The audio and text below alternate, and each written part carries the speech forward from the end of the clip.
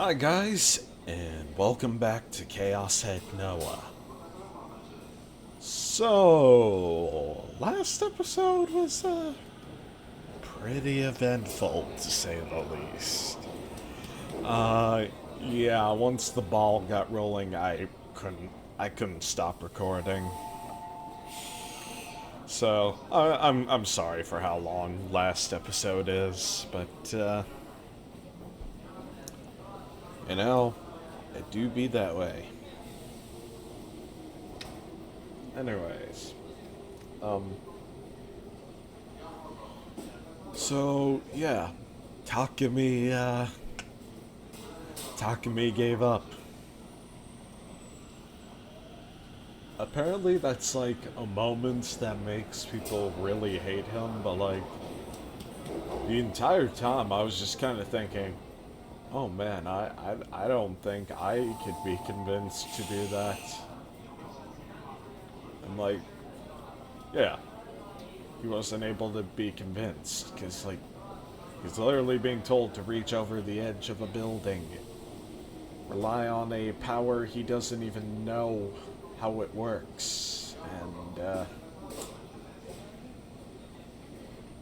I mean, yeah, his rationale seems like that of an asshole. Like, who cares about my sister? But, like, I think it's kind of clear at this point that, like, Sarah's, like, a voice for the thoughts that he doesn't want himself to be thinking. And, well, I mean, that's why she's worse, girl, but, when Takumi saw that image of Nanami and was made to believe that she was alive, yeah, he grew incredibly enraged and in that moment tried to physically take down Shogun even though he knew how dangerous he was. I mean, the fact he went there in the first place was like pretty ballsy. Even if he was relying on a figurine for emotional support. It's kind of like just at the end of the day, the only person to be mad at there is Shogun, the one who put them in that position in the first place.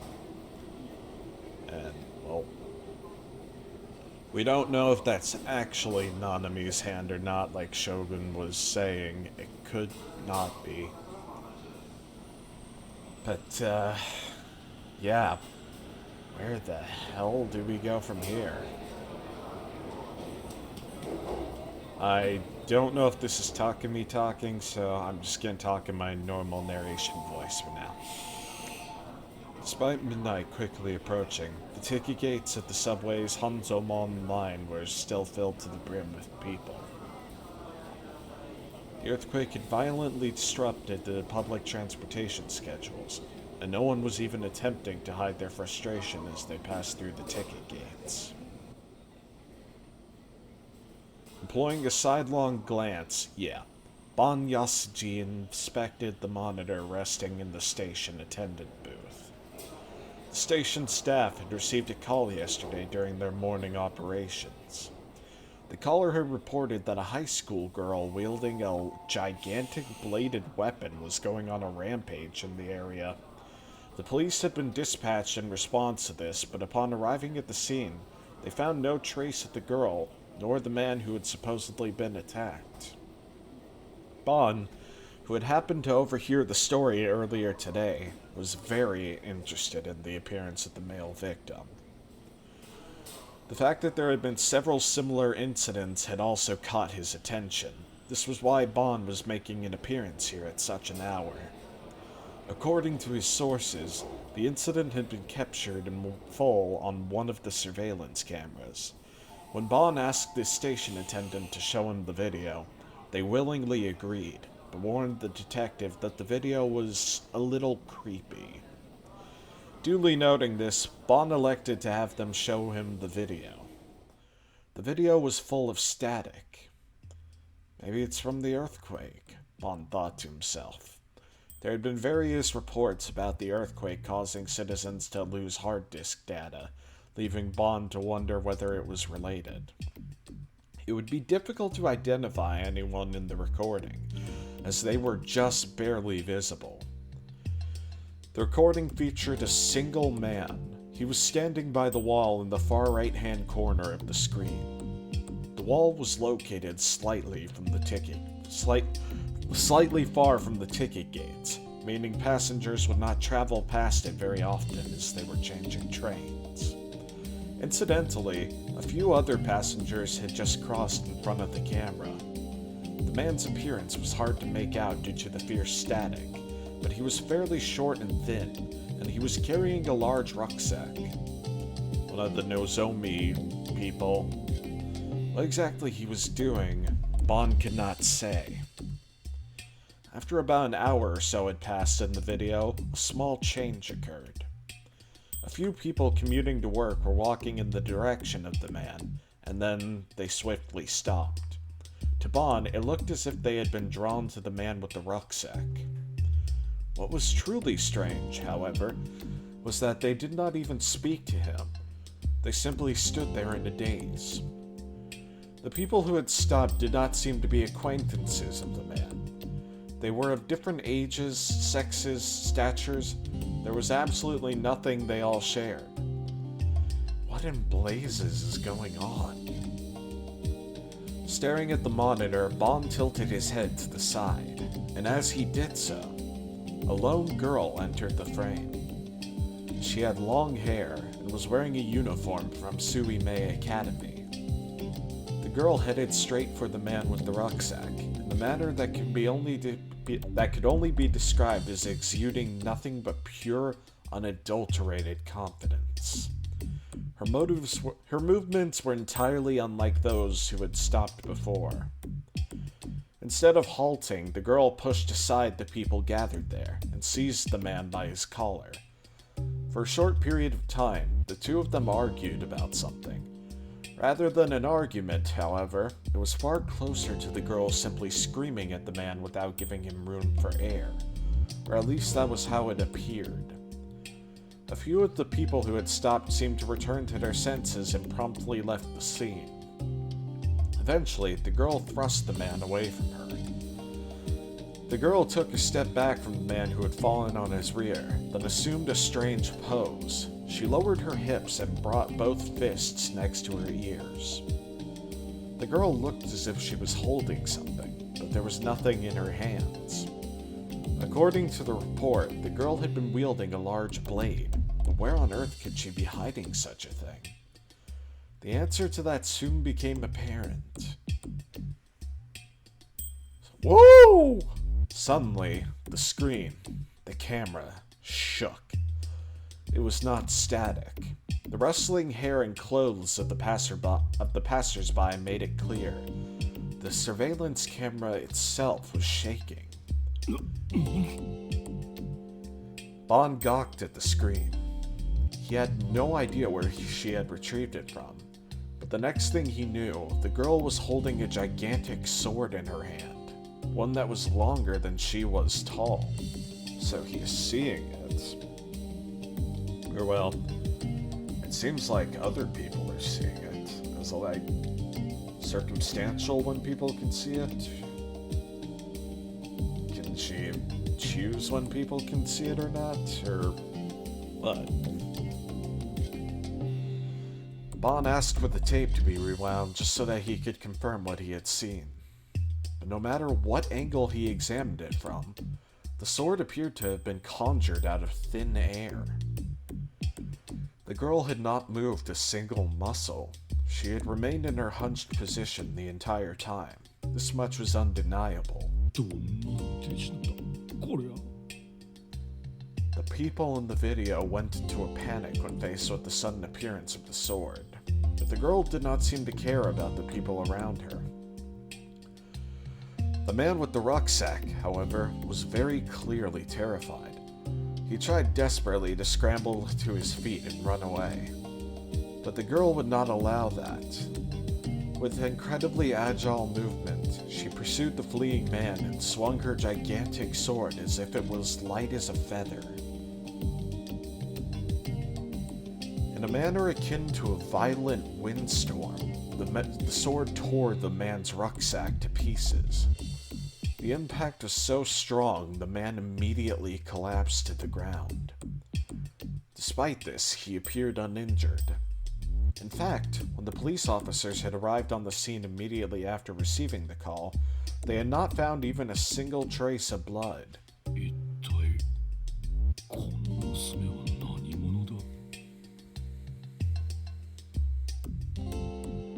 Then, as if the girl had heard Bond's murmuring, something that should have been impossible considering it was a recording, she suddenly turned toward the camera. The screen ever so slightly distorted,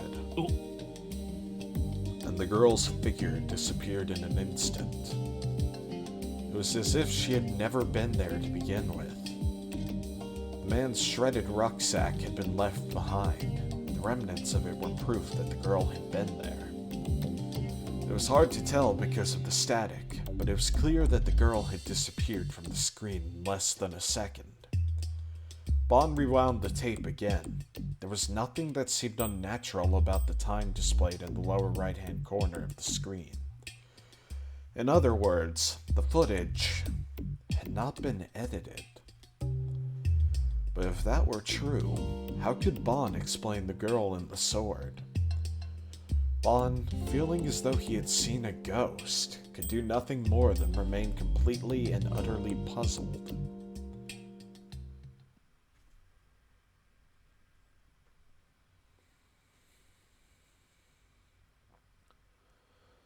A world of complete and utter white, and I was lying right in the center of it all. It felt as if I were floating, but I didn't know whether or not I actually was. I couldn't figure out what direction I was facing, not up nor down, not left nor right. The silence was deafening. It felt as if there were hundreds of insects buzzing around in my head at once. If someone were to tell me that this was the afterlife, I couldn't see myself contesting it. That was how monotonous, simplistic, tranquil, orderly, immaculate, empty, and peaceful the world was. Perhaps this was what the mind of Buddha was like upon reaching enlightenment. It was so incredibly different from my own chaos head, NoAH, my mind. I wanted to stay here forever. The irritation that came with reality, the loneliness, the pain, the suffering. I didn't want to face any of it anymore. As my thoughts began to cascade, I heard a noise burst into the white world that had previously been silent. The sound of a door being opened, and the sound of someone's footsteps getting closer and closer. Oni, 来たよ。一緒、一緒。お兄、お兄、今日ね、ナナね、いいもの持ってきたんだよ。はい、これ、プレゼント。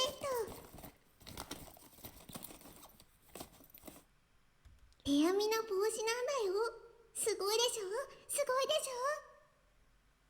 ょ。もう冬だしね。ナナね、帽子好きだから編んだの。使ってね。もう。お兄、無視しないでよ。ああ、ご飯残してるじゃん。せっかくのカレーなのに。ちゃんと食べないとダメなんだよ。ねえねえ、病院のご飯って美味しくないって本当？でも食べないとダメ。起きる。お兄、食べずに寝たら夜になってお腹空いちゃうんだから。I assume this is her visiting him in the mental hospital he said he had been to. Arcart, right. Someone's hand made its way under my back and forcibly shook my body awake. That was when I first realized that my eyes had been closed. When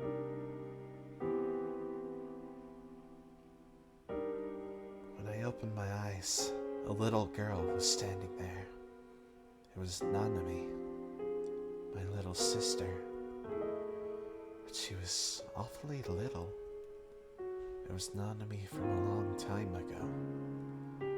But how long ago, I wondered. She must have been at least in elementary school. はい、あーして。 The younger Nanami scooped up some curry with a plastic spoon and offered it to me. And I slapped the hand holding the spoon. Even after all this time, I still didn't know what had been going through my head. But in that moment, I knocked away the tray of curry and rice with my hand and sent it crashing to the floor.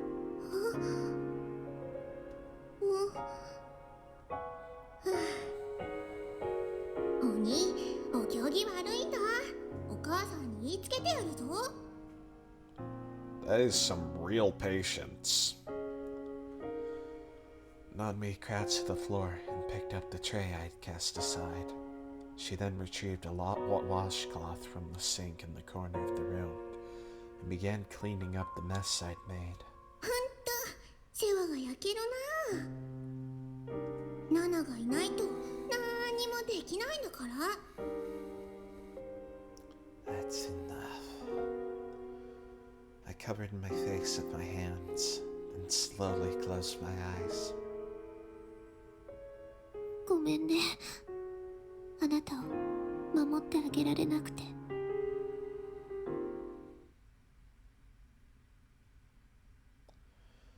I slowly opened my eyes and saw a white ceiling. It was so bright, it nearly blinded me. I blinked my eyes a few times. He's hospitalized. I tried to move my fingertips. I tried to raise my hand in front of my face. The palm of my hand created a shadow. At last, I was free from the blinding glare. I'd been dreaming about Nanami. Ever since I could remember, she'd had an especially strong will. After the bus accident back in elementary school, I'd stopped talking to anyone and everyone. But even so, that part of Nanami only became stronger and stronger. Unlike my parents, who were simply overprotective and nothing else, she'd taken care of me, all while remaining strict and firm. But that dream... Had I ever been hospitalized before? I'd gone in for checkups, sure, but... Well, it was just a dream. So there was no real reason to take it nor the contradiction seriously. I was lying on a bed. It was a white bed with a pipe frame. The sheets were white, the pillows were light white, the linoleum floor was white, the wallpaper was white, the fluorescent lights on the ceiling were white, the curtains covering the window were white. The small shelf next to the bed was white, the ceramic water pitcher was white, the paper cups were white. I was starting to get fed up with all the white. Well, that's kind of racist. I'm sorry, I had to make the obvious joke. Mustering up my resolve, I attempted to sit up. For a split second, I felt a numbing pain jolt through the area around my waist, but it went away just as suddenly as it had appeared. The room was fairly large, at least twice the size of my base. What really bothered me was how incredibly dreary it was.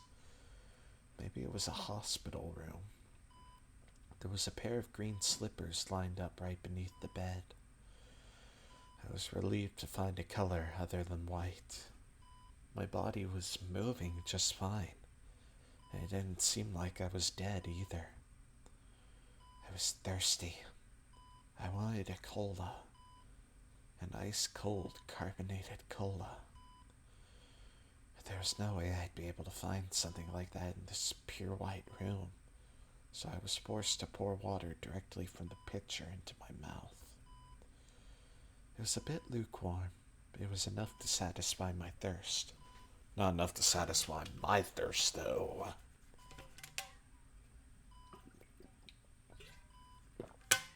How many drinks of water does that make this now, Takumi? Like, I want to say 4 or 5. Honestly, this is less of a running gag and more just an excuse by association to get a drink of water without having to cut it out. So, yeah. Oh, those are some fish eyes. Upon finishing the water, I took a breath. The door then opened, and a nurse wearing white scrubs came into the room. That was enough for me to confirm that I was in a hospital after all. Upon seeing me, her eyes grew slightly wide. She must have thought I would still be asleep. あら。西条さん、目が覚めたんですね。Facing me, she gave me a gentle smile, the mark of a true nurse. But something told me I'd seen this person before. Oh, I remember her now. She was the grill with the floating ponytail who'd been at the hospital when I'd gone to see Dr. Takashina a while back. What had she said her name was? I couldn't remember, so I stole a glance at the name tag on her chest. Husky was written on it. Right. Husky-san. お体の調子はどうですか？ Husky-san held out a thermometer to me so naturally I couldn't help but take it. 体温を測ってくださいね。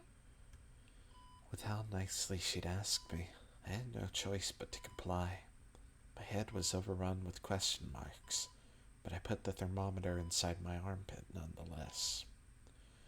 Immediately after I did so, a memory burst to life inside my head. I remembered what had happened. Whoosh.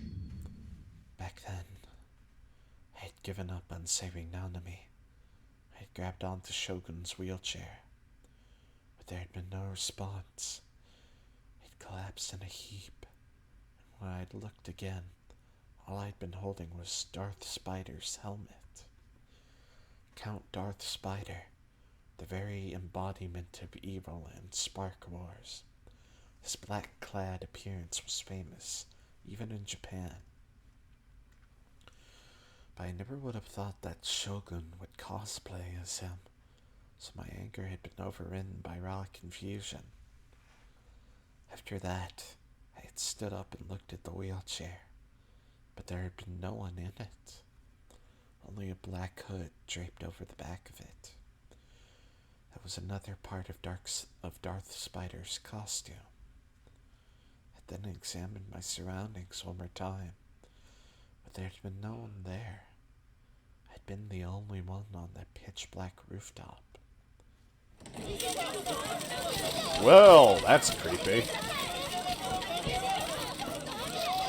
Suddenly, Chris then came up flooding in all at once. It surrounded me with lights, cameras, and microphones. It had no room to breathe. Like a mullet total.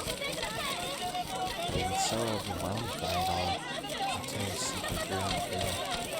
I wanted to run away. I couldn't move a muscle. It was a total mess.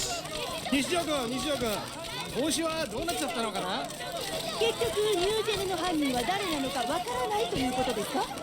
そのダーススパイダーのヘルメットは何か超能力と関係あるのかな。西条さん答えてくれませんか。これで終わりなんて言うなら電波ジャックですよ。結局何がしたかったんです。ニュージェネに便乗した売名行為ですか。不謹慎だと思わないんですか。ユーリ・ブライトマンさんとは先に話したかな。どんなこと話した？地震とニュージェネについて何か関係あると思いますか？その手に持っている美少女フィギュアは何らかの儀式的なアイテムと考えていいんですか？このような行動を取ったことにはアニメやゲームの影響はあったのかな？西条さん、西条さん、西条君、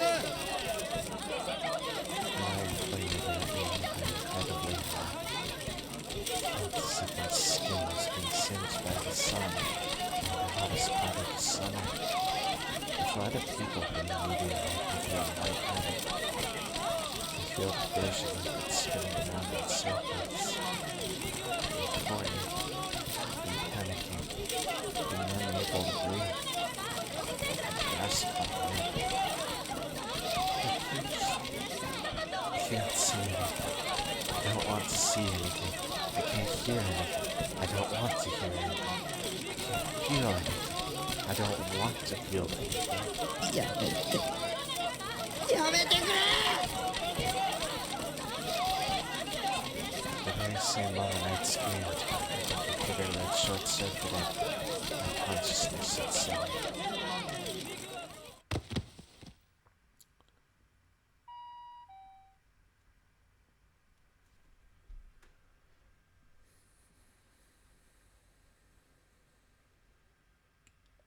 So it seems like Takumi hadn't set up for some kind of event there.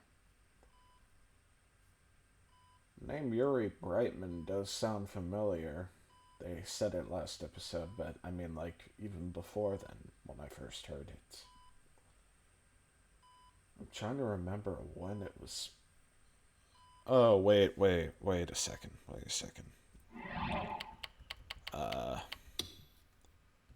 Cosmic Church. Oops. Cosmic Church of the Divine Light. No.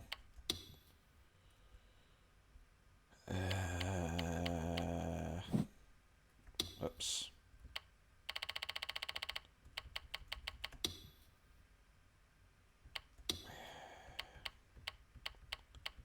I swear I heard his name somewhere.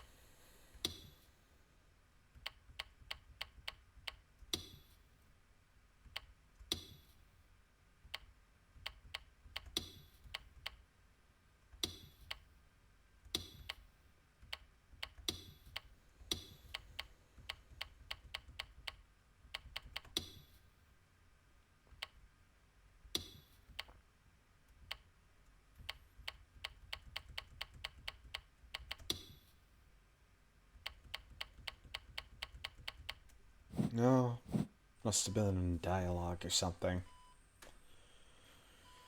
That was exactly what had happened. I'd lost consciousness. And then, how had I ended up here at this hospital? I couldn't remember. At the very least, I didn't think I'd come on my own.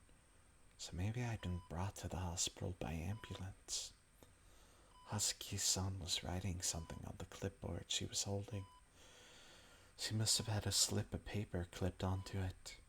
Was she writing about my condition? I checked what time it was via the simplistic watch wrapped around her wrist. It was a little after 6 a.m. I'd slept for a really long time. Delusion time? Okay. Whoops, I do not have it open yet. Let me just...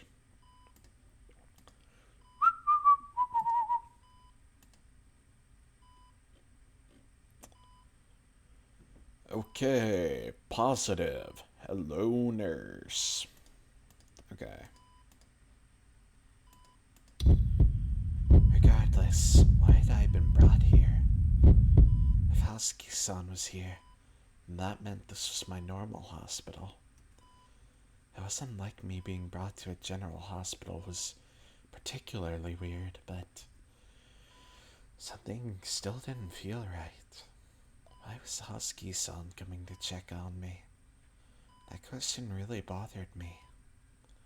I mean, Husky-san was a psychiatric nurse. If Husky-san was coming to check on me, didn't that mean the room I was in was also used by psychiatric patients? Good point.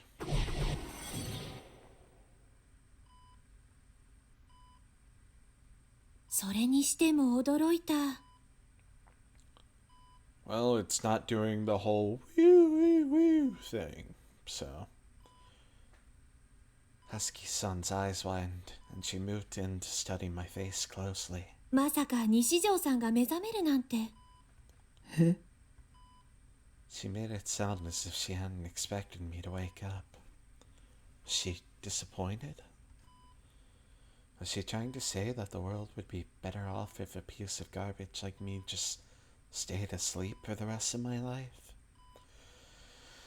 When she said that to me, I really did start to wish I'd never woken up.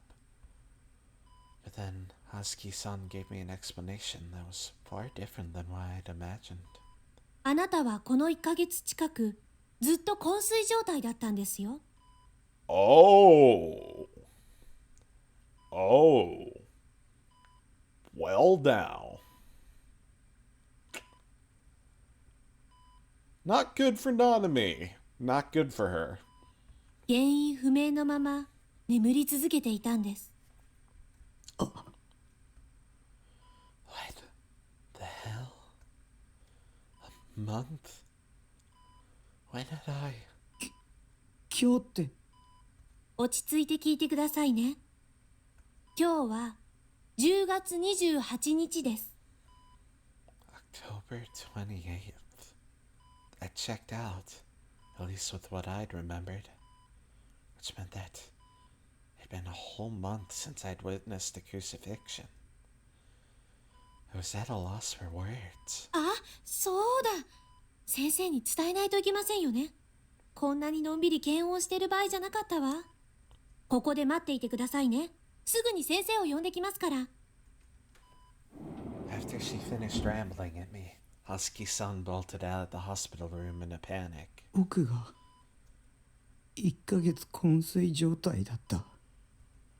I stared down at my palms, mumbling that to myself in a daze. That meant that everything that had happened in the past month had all been a Oh.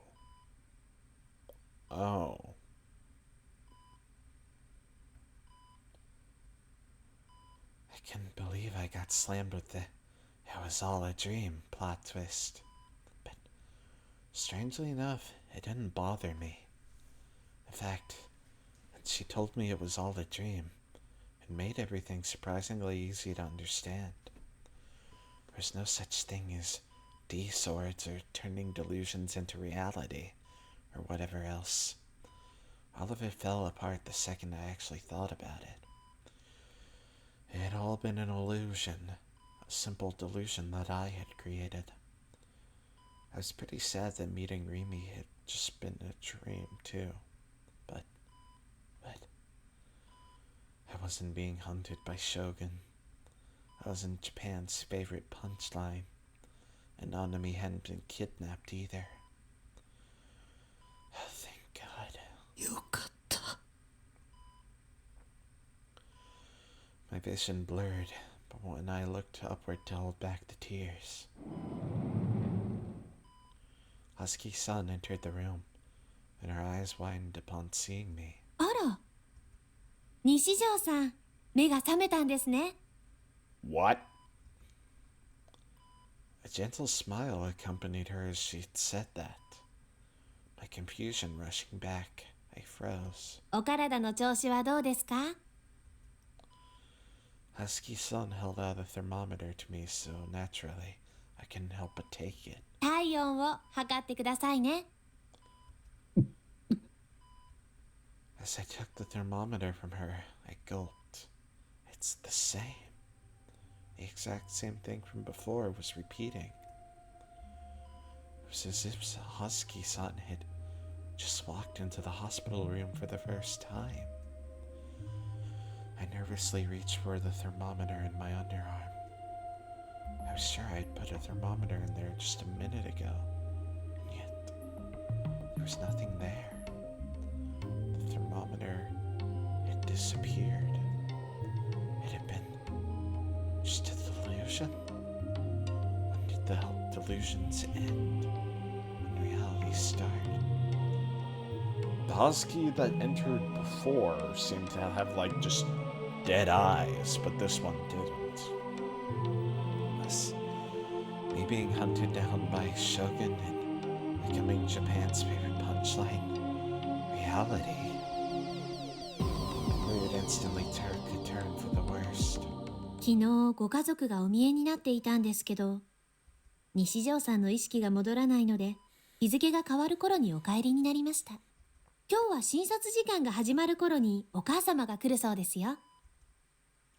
I nodded in response, not having the energy to say anything back. Mom, I'm sorry for being such a disgrace. I'm an embarrassment to Japan. No, to the entire world. The entire thing had been televised, meaning it had already spread to the entire country. I was sure my shameful behavior had been uploaded to YouTube as well. I had no idea why I had been made into the amazing Esper boy. It didn't make any sense to broadcast my every move, and on the day of a huge earthquake, no less. But I was nothing but a boring otaku freak. It wasn't normal. Because of that, I couldn't help but think that everyone from back then was being mind-controlled by Shogun. But regardless of whether or not that was true, I'd still publicly humiliated myself. It wasn't something I'd escape after enduring a quick shitstorm online that'd be forgotten about in a week. Was this it for me? Would I no longer be able to live in peace? Suddenly, Nanami's face appeared in the back of my mind. I bit down on my lip and hooked my knees. Even if that was no longer attainable, as long as I could save Nanami, none of it would matter. Even if people from all over the world snickered at me, called me a pathetic loser for the rest of my life, it would make no difference to me. But I couldn't save her. I couldn't do that much.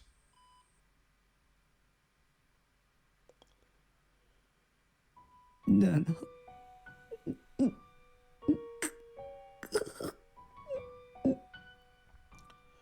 Tears began to fall from my eyes.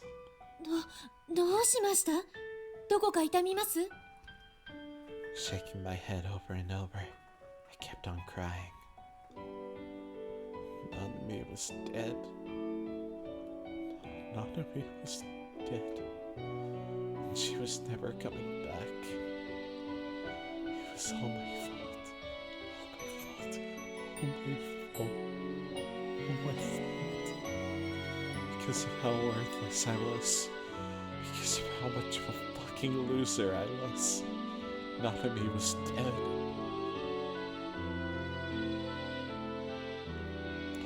Back on the rooftop, I'd given up so easily on obtaining the D-sword. I had Saraton's seductive voice in my ear, but that was just my pathetic self pretending to be someone else.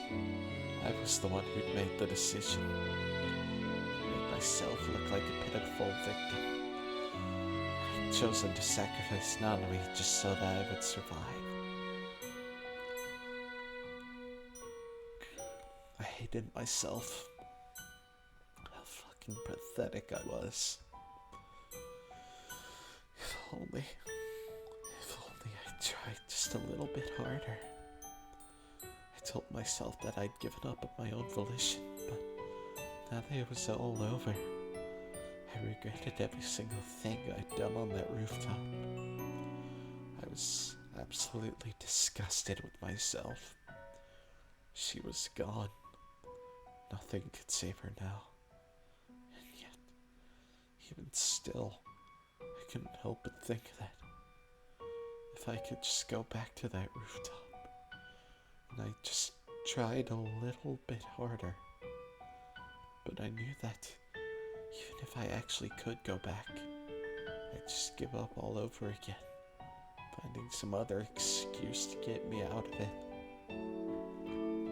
I was just who I was. A completely useless, irredeemable piece of shit. ナナミ、ごめん。ナナミ。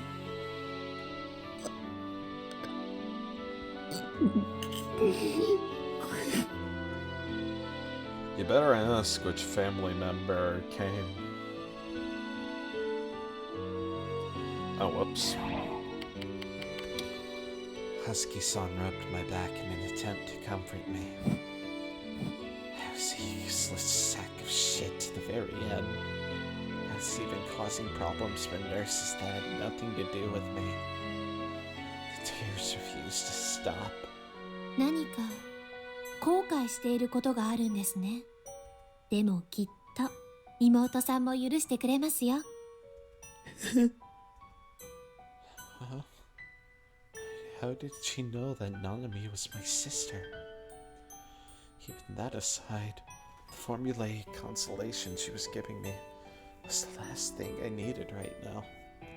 I'm sorry, Housekeeper, but no one else can understand how I feel. I hated myself. I was pathetic. Did nothing but take advantage of everyone else, and only ever thought about myself. The world would be better off without me.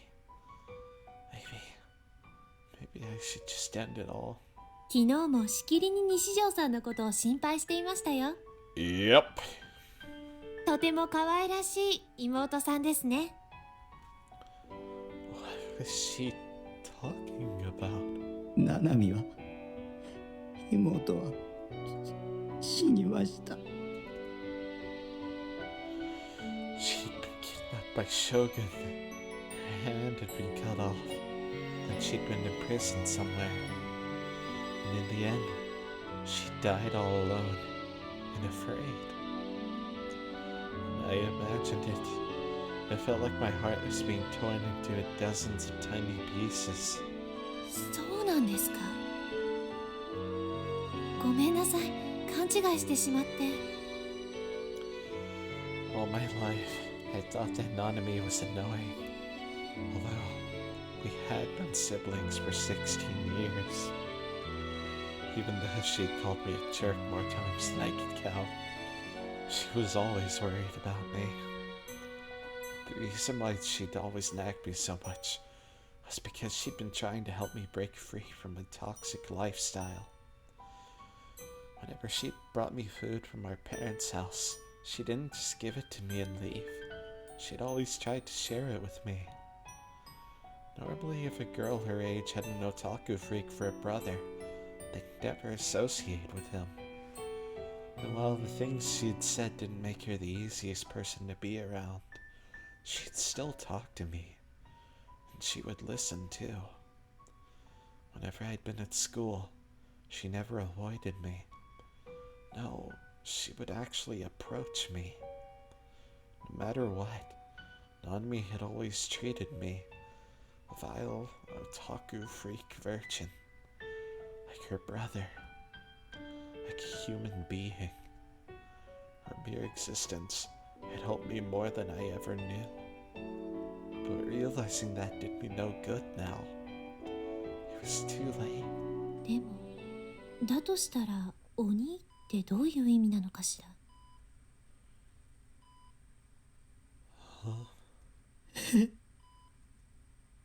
I looked up, unable to properly comprehend what I had just heard.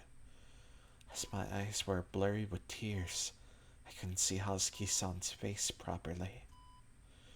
What did she just said?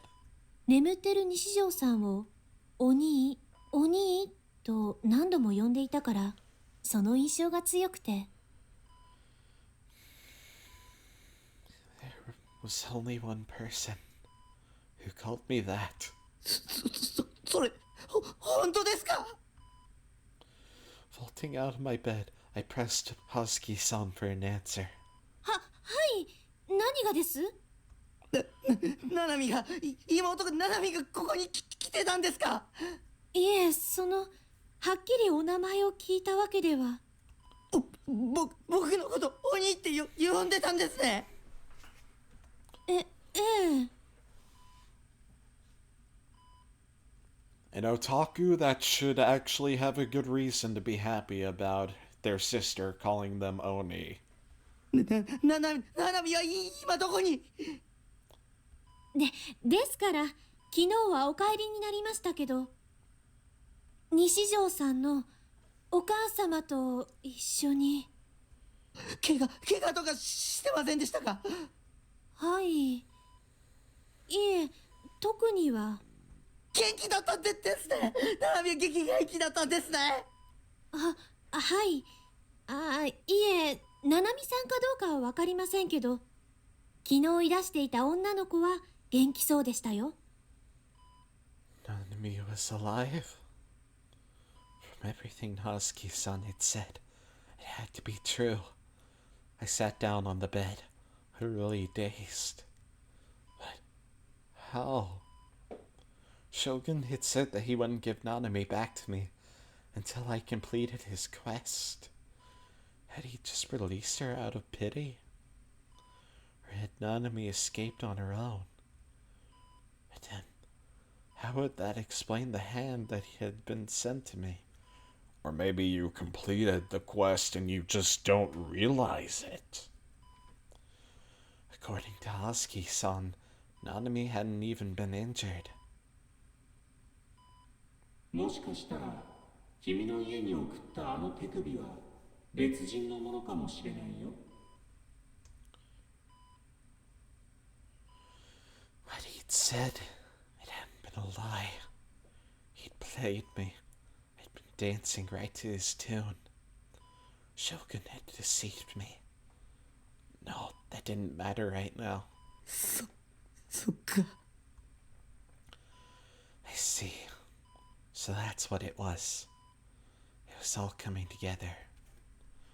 Nanami had never been kidnapped at all. Back when I'd been at O-Front, trying desperately to grab the D-sword, Nanami must have been relaxing at home reading manga, or going out to karaoke with her friends so she could show off her shitty singing voice, or whatever else she liked to do.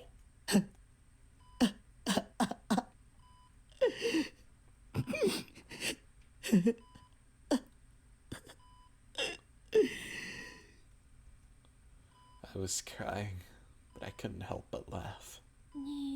西条さん？将軍にまんまと騙された。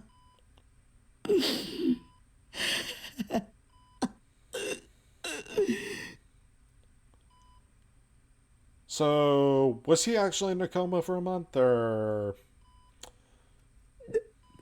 なんという壮大な釣りだよ。 Is there currently a decaying hand in his, She was alive. Nanami was alive. I could see that bratty-ass face of hers again. I could hear that obnoxious, shrill voice of hers again. The mere thought was enough to bring me a deep sense of relief, and an intense joy that rose from the bottom of my heart. よかった。 I couldn't stop crying, but the tears weren't the tears of regret I'd been crying earlier. よかった。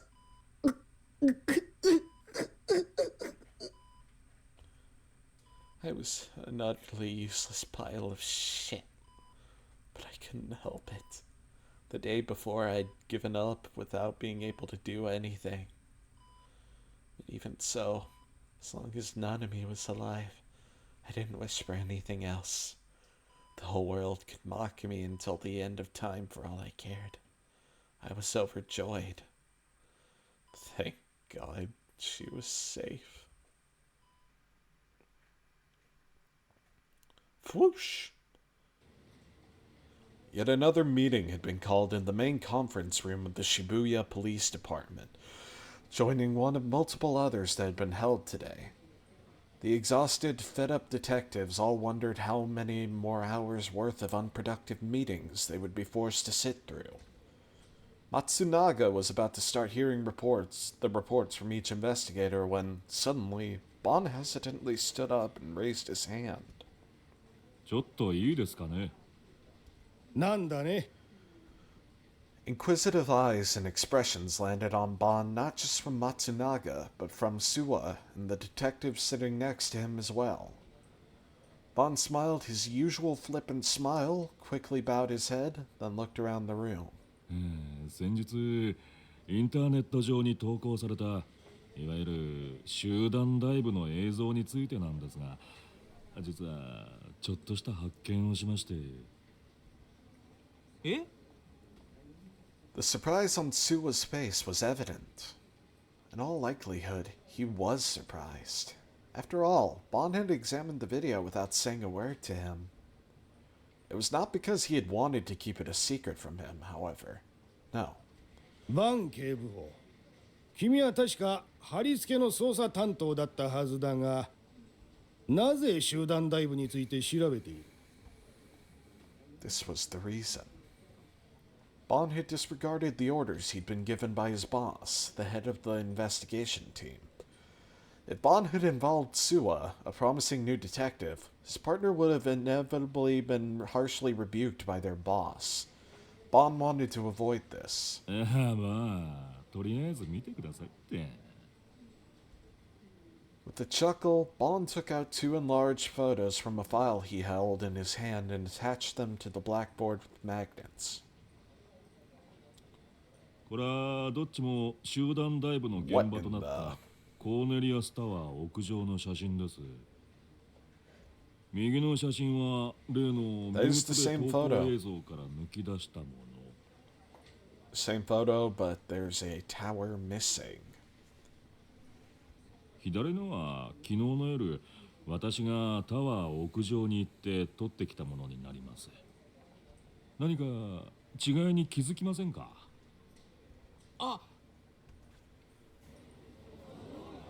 The entire conference room began to stir. 背景がね、違うんです。投稿映像のカメラは北東へ向かってる。5人が転落したのが北東だったから間違いない。で、映像では3分29秒から約15秒間、カメラが左右へ大きく触れるんですが、その時に東に向いた時の映像がこの右側の写真なわけです。コーネリアスタワーの東、つまり六本木方面ですね。東京タワーが夜景の中にしっかり映ってる。赤いから目立ちますね。でもね、もう一つよく目立つものが映ってないんですよ。 Bon's eyes narrowed as he combed his beard with his fingers, and then a wry smile appeared on his lips. 六本木ビルズですよ。 It was true. The lights of Roppongi Bills could not be seen in the photo he had taken from the uploaded video. But in the photo Bon had taken the day prior, the lights of Roppongi Bills' many windows were very clearly visible, along with Tokyo Tower. で、たまたま見つけたんですが、コーネリアスタワーのホテルロビーにタワー完成当時のパネルが展示してありましてね。そのパネルの一つがこれ。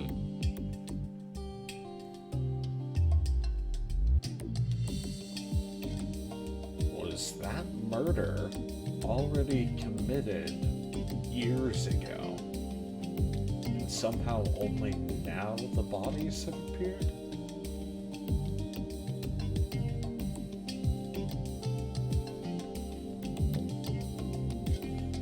Bond retrieved a new photo from the file and pinned it to the previous two. It was also a picture of the Roppongi area taken from the rooftop of the tower, but it was not a picture taken at night. It was one taken at day. 六本木ビルズが映ってますよね。建設中ですが。The commotion in the conference room grew even louder. Matsunaga, meanwhile, remained silent as he stared at the photo with a stern expression. コーネリアスタワーの完成は2001年。六本木ビルズの完成は2003年。タワー完成当時の写真では当然ながら六本木ビルズは建設中でまだ高さもほとんどない。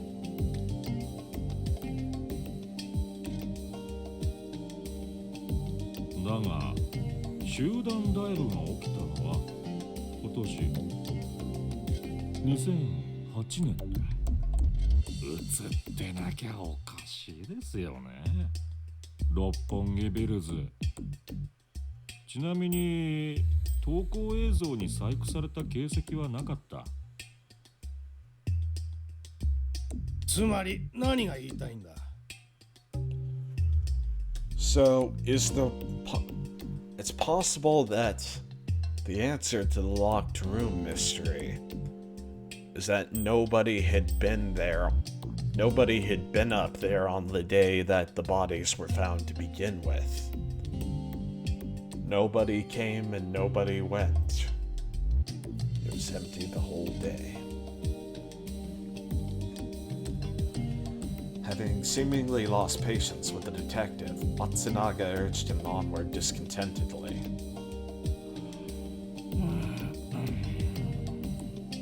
非常に言いにくいんですが。まさか先輩、この映像が撮られたのは2003年以前、つまり5年以上前って言いたいんですか？ Dang it, Suwa. Bond's shoulders slumped dejectedly. The young detective's keen insight was brilliant. Suwa had said exactly what Bond had intended to say. However, having it said aloud and in such a straightforward manner only made the claim appear all the more dubious. Bond's careful planning on how to articulate his points had been all for nothing. バカバカしい。小説の読みすぎではないがね。映像に映っている被害者5人の顔は一致しているんだ。あれが5年前のもののはずがない。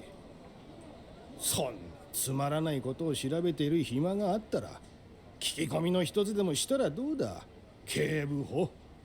ああ。今のは聞かなかったことにする。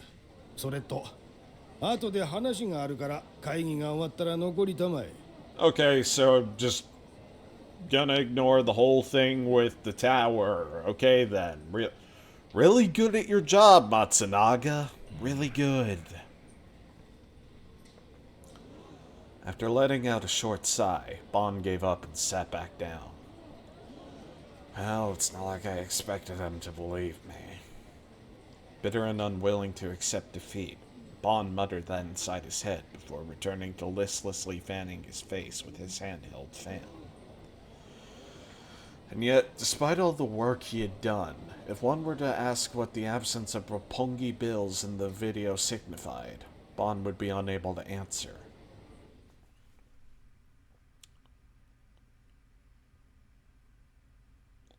After I'd found out that Nanami was alive, the doctor came to me and asked me a few questions. They wanted to make sure whether or not I was well enough to leave. I answered the questions to the best of my ability, then opted to leave the hospital before my mom came back. After that disgraceful behavior I'd showed off in front of the entire country, how was I supposed to face my family now? And if Nanami were to come back, I knew that I'd be so happy I'd immediately burst into tears all over again. And then since she wouldn't know why I was crying, Nanami would then take it seriously and start yelling at me not to worry about her. Probably while calling me an idiot, too. When I thought about that, I nearly fainted from the sheer embarrassment. And so, instead of letting that happen, I decided to employ a strategic retreat. A nurse brought in the most disgusting breakfast of all time, and after chipping away at it slightly, I snuck out of the hospital room. I made my way down to the first floor and then into the lobby. The clinic hadn't opened yet, so the lobby that was usually packed with old people was completely deserted. I confidently walked toward the front entrance.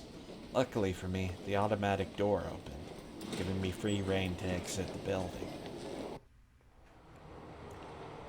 The sky! The blue sky!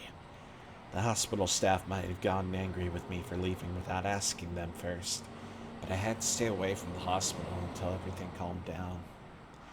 As for the medical fees, I left my mom a note telling her to go ahead and pay for it, so it should be fine. Despite the fact that I had stayed overnight at the hospital, I wasn't exhibiting any actual symptoms, and my mental state was doing much better after I had learned Nanami was alive. Making sure to keep an eye out for any ambushes by Shogun or Yua, I quickly made my way back to my base.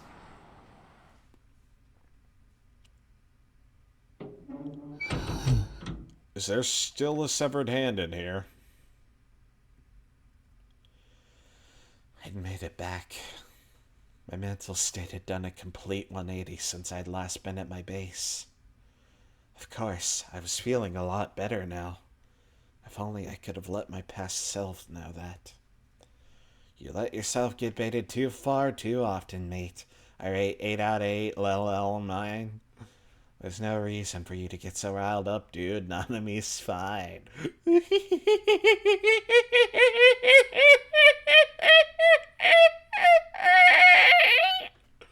Times 100. Or something along those lines.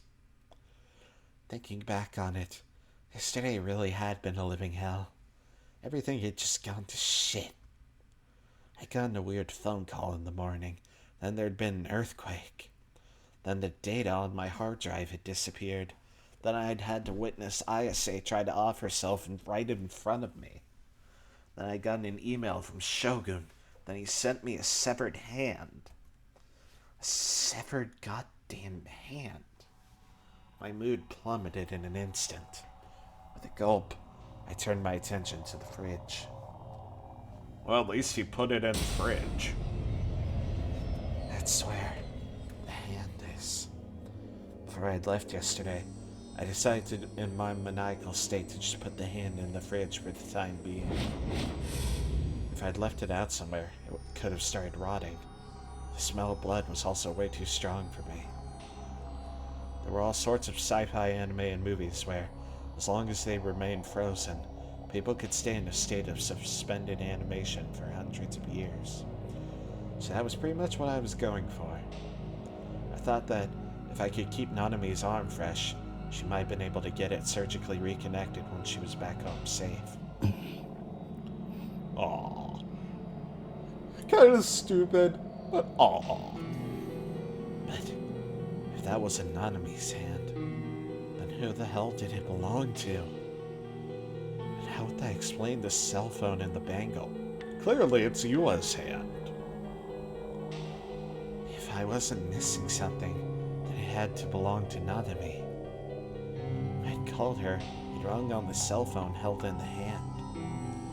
Or maybe it all just been part of Shogun's trap. Is it even possible to make such a perfect replica of Nanami's arm? もう一度確かめてみるべきかも。 In truth, I really didn't want to. The entire hand thing grossed me out. Just thinking about it made me want to puke, even if it did belong to Nanami. But that didn't mean I could just keep it in my fridge forever. Even my supply of cola stayed that cold in it. I considered asking the police to come take it, but then I realized that they'd just suspect me of being the near-gen culprit. it. Even more than they already did, that is. It would practically be suicide to dial 110 and go, "Hello, yes, please come and take this severed person's hand." Sorry. "Hello, yes, please come and take this person's severed hand off my hands. Thank you." What should I do? Should I just throw it away? But supposing it was not in his arm, it really didn't sound like a good idea to throw it away. Hell, were you even allowed to throw away human hands like that? Did they constitute as burnable or non-burnable trash? I tore at my hair. There was no point continuing to torture myself over it. I'd just go ahead and check out one more time that the bangle was on her wrist, and that she was holding her cell phone. Was it Nanami's? Or was it someone else's? That was the question I'd hoped to answer. If that's a real hand and that is indeed her phone, you may want to disinfect it before you give it back to her. Well, assuming it's even still in there. I stood in front of the refrigerator and gripped the handle. I closed my eyes, and then I took 1, then 2, then 3 deep breaths. Unsurprisingly, the temptation to just call Remy and ask her to do it for me crept up into my mind, but I quickly shook it away. No matter how good of an ally Remy was to me, there was no way she wouldn't freak out about finding someone's hand in the fridge. And then if I managed to fuck up the explanation, she'd fall out of love with me and then turn me into the police.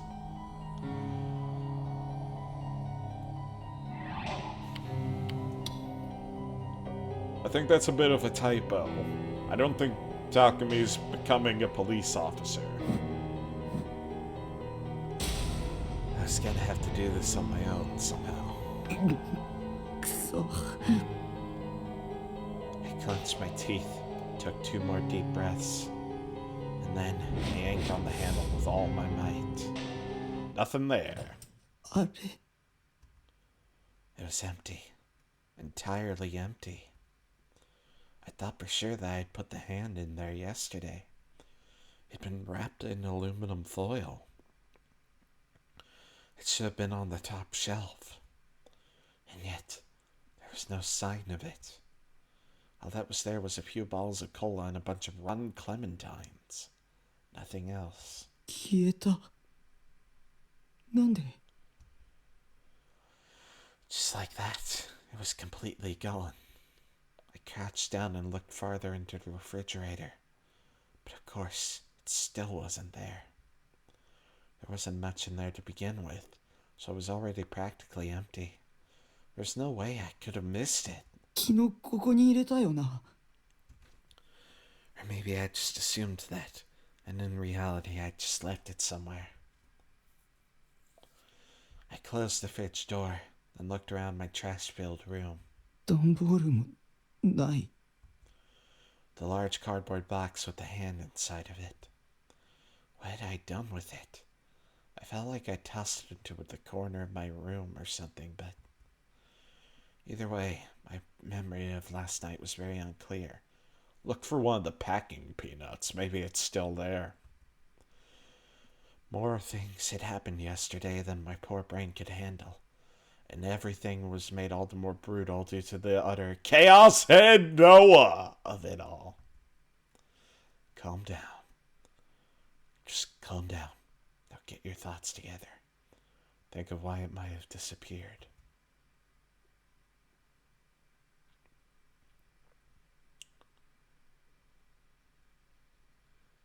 My mistake. I put it somewhere else in my room.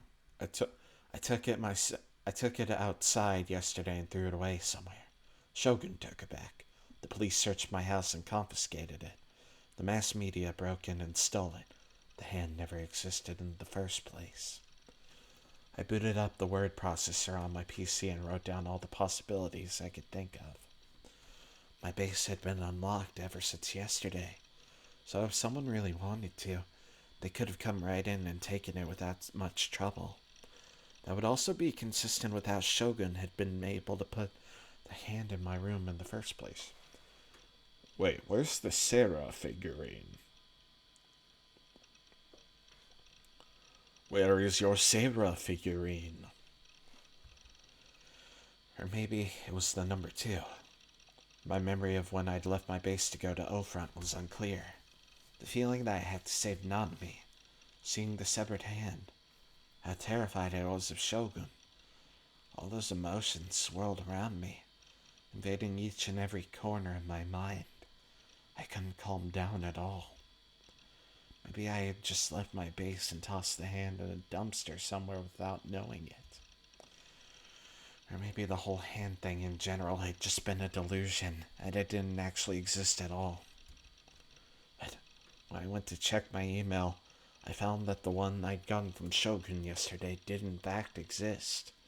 And in that email, he clearly stated that the hand was a present. Not to mention that Shogun himself had talked about it yesterday. I just couldn't believe that it had been just a delusion. Okay then, what about the possibility that the police or the media took it? Those people looked at otaku freaks like me, like we were no better than shit smeared on the bottom of their shoes, so it wouldn't surprise me. After everything that happened yesterday, I was afraid to look at the internet. And yet, in the end, I couldn't help myself, so I clicked open my browser. First, I checked the news section on Taboo, as well as the news sites I would typically go to.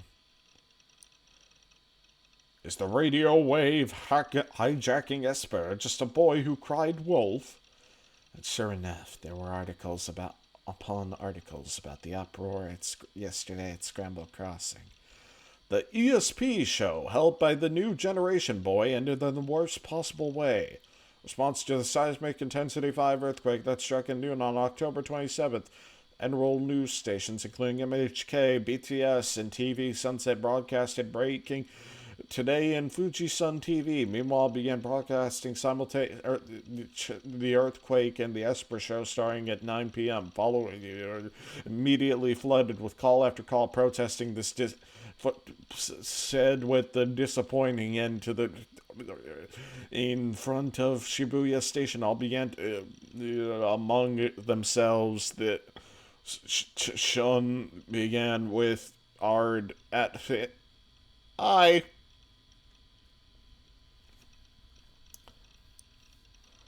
Oh. Well, that was a waste of time. Wait. The one-click clinic, equipped with an advanced behavior detection feature. Comprehensive computer security software with massively upgraded detection. DigiTurbo. Virus Doctor version 11. Social. Good Morning Japan. Sako Queen. Sako Alive. Sports.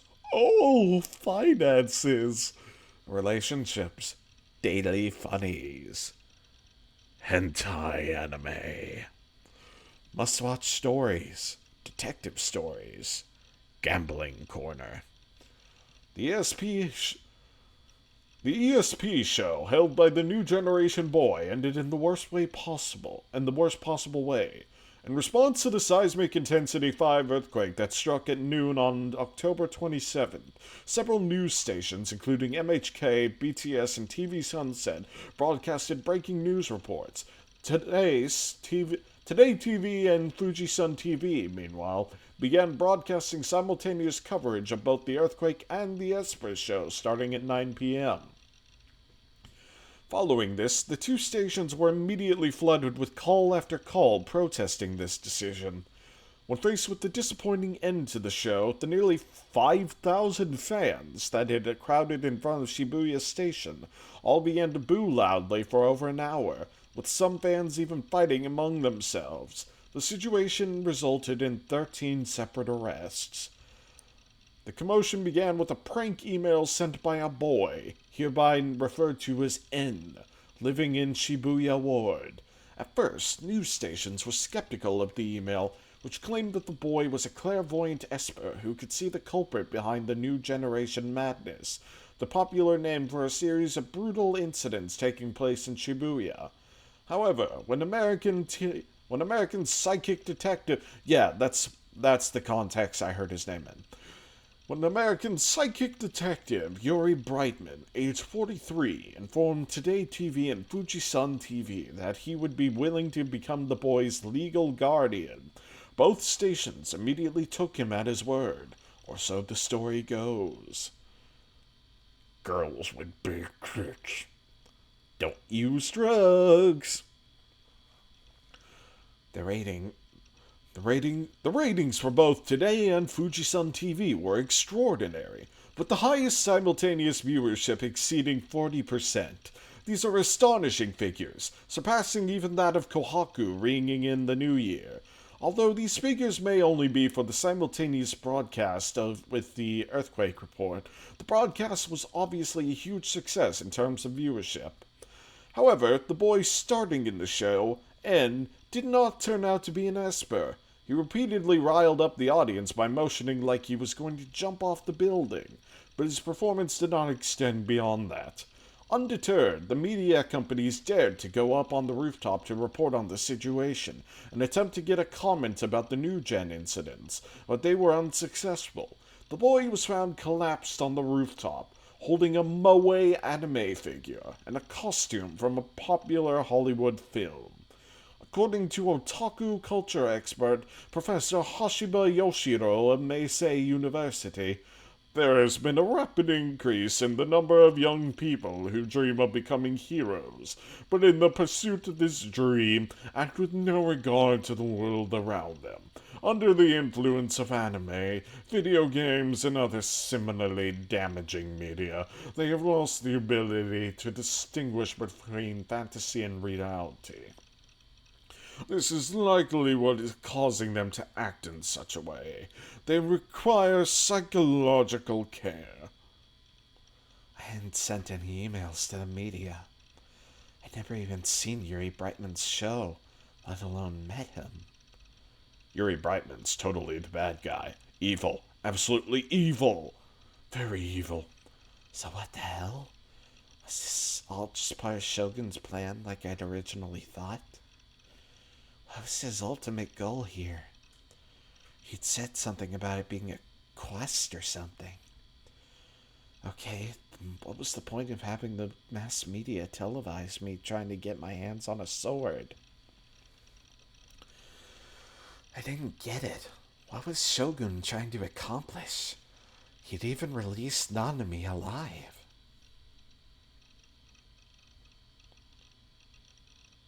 I followed the links to various articles, but even after reading through all of them, not a single one of them mentioned Shogun.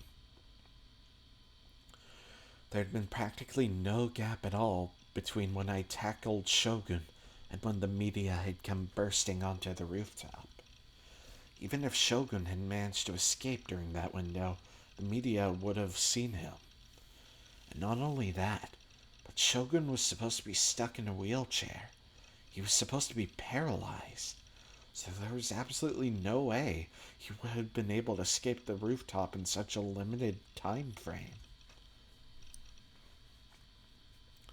I went on to check @channel, and to no one's surprise, an enormous shitstorm was going on.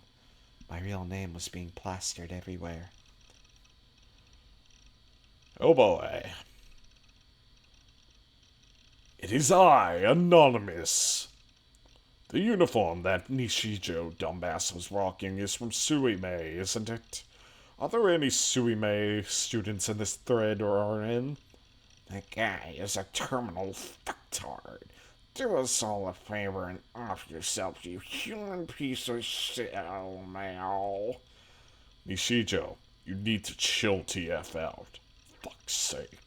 It'll be your fault if Otaku start getting beat up again.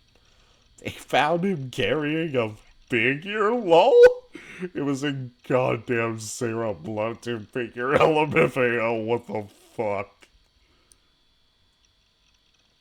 And just like that, Otaku freaks round the world all just shed a tear. This Nishijo fucker should have just stayed inside like the shut-in he is. TV's not for him, lol. Sarah would be like, Nisito, you big dum-dum, time for me to kick your fat butt with my awakened form rockin' body blow attack. Old. Some rando who was a classmate of his last year already came out and doxed the guy.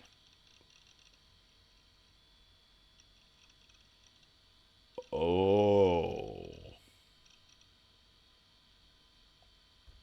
鬱だ。 Everyone was just saying whatever the hell they wanted to. They weren't even considering how I felt as they talked all this shit about me. Having a channel as your enemy was a scary thing. It was all Shogun's fault I was in this mess. I was wondering if anybody had leaked any sensitive information onto that channel. Stuff that couldn't be aired on TV, but I couldn't find anything that fit the criteria. I hadn't been alone on that rooftop. There had been one more person, yet not a shred of information had come out about them. It was almost like the being known as Shogun had never been there in the first place. Maybe the Shogun that appeared on the rooftop was just an illusion. Maybe, even if I know for a fact he exists, there's a possibility that the Shogun I saw at O-Front was just a delusion I created. 僕はやっぱり病気なのかも。 You don't say. There were so many things happening that shouldn't have been possible in real life. It was more like a video game at this point. No kidding. Like there were two worlds. One where Nanami was alive, and one where she was dead. And the two options were running parallel to one another, meaning I got to choose between them. Just like a choice you'd find in a eroge. Very common comparison. The future was divided into countless different branches. And what made me different from normal people was that I could simulate what story events might occur using my delusions. And I was in the middle of simulating the route that would lead to the bad ending. Like one where Nanami died, or one where Ayase jumped to her death, or one where I fell off O-Front and died. Well, I mean, I know for a fact that one of those happened. In other words, for some reason, all these things that you'd normally find in the bad ending route could be coming after me. Almost like they were hunting me down due to a trap I myself had set. Maybe I just had the desire to leave behind my boring, uneventful life and go to a more exciting world, like one from a game. Because of that, I've been unconsciously showing myself what that would look like. That couldn't be it. I didn't have any desires even remotely like that. At the very least, I would never want to make myself go through anything that made me feel sad or scared. Simulation or not. っていうか、どれだけ想像力豊かなんだよ。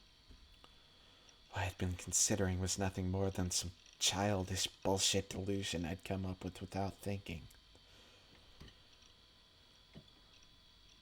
I sighed, leaned back into my chair, and looked up at the ceiling with a blank stare on my face. Reality isn't set in stone. Anything and everything just felt fake. The world I was living in was completely hollow. Whoosh! And sixth case confirmed. Woman in her 20s found dead in Shibuya River, Shibuya Ward on October 28th. The woman died of asphyxiation after consuming the flesh of her own right hand and choking on a bone that lodged itself in her throat. 今日午後8時ごろ、渋谷区の渋谷川で女性の変死体が発見されました。 Well, damn. 被害者は江戸川区に住む十勝あやみさん27歳で、死因は喉を詰まらせたことによる窒息死とみられています。警察の調べによりますと、被害者の右手の肉が削り取られて骨が露出しており、また胃の中からは人間の肉とみられる内容物が見つかりました。被害者は自らの右手を噛みちぎって食べたとみられ、また足首が紐で縛られていたとのことです。警察では自殺・他殺の両面から捜査を進めています。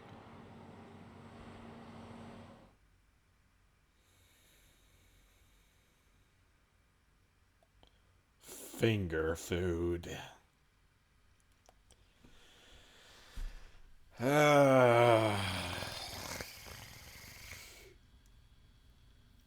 Yeah, I'm gonna stop here for now. I gotta get up early tomorrow so that I can record an episode before all the fireworks go off. So, yep. To be continued tomorrow. Thank you all for coming. Have a great day, or night, or evening, or afternoon, or noon, or... Why is it that the hours after 12 p.m. have all these different names, but the hours between, the hours in the morning don't quite have that same thing going on?